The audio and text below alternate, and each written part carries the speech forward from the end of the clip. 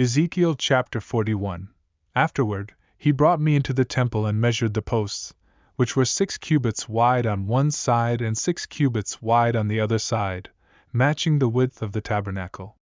The width of the door was 10 cubits, and the sides of the door were 5 cubits on one side and 5 cubits on the other side.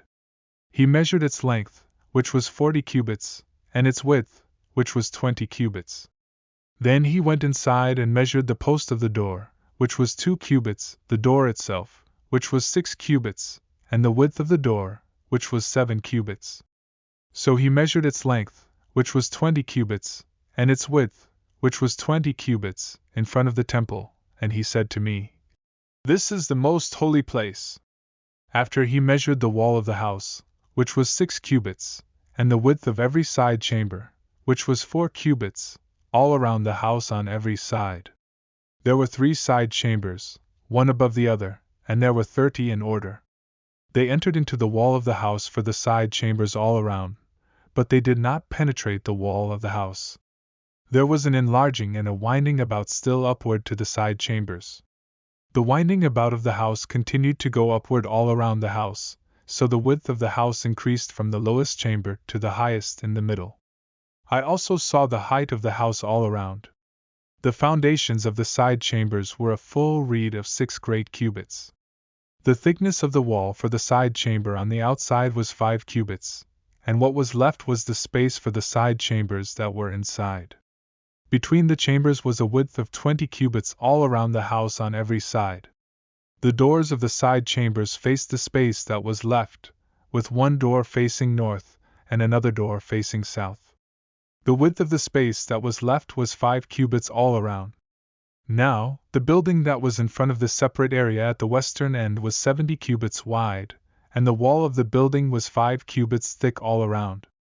Its length was 90 cubits. So he measured the house, which was 100 cubits long, along with the separate area, the building, and its walls, which were also 100 cubits long.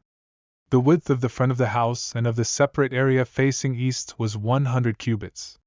He measured the length of the building behind it, including its galleries on both sides, which was 100 cubits, along with the inner temple and the porches of the court. The doorposts, narrow windows, and galleries on the 3 stories, opposite the doors, were all covered with wood from the ground up to the windows. The windows were covered as well. There were cherubim and palm trees carved on it, with a palm tree between each cherub, and each cherub had 2 faces. The face of a man was turned toward the palm tree on one side, and the face of a young lion was turned toward the palm tree on the other side. It was carved all around the house. From the ground to above the door, cherubim and palm trees were carved, even on the wall of the temple. The temple's doorposts were square, and the face of the sanctuary had the same appearance as the outer temple.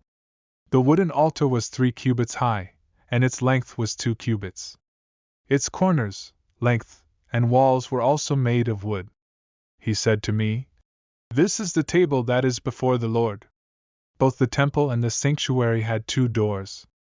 Each door had 2 leaves, 2 swinging leaves for one door and 2 leaves for the other door. Cherubim and palm trees were carved on them, like the carvings on the walls, and there were thick planks on the porch's exterior.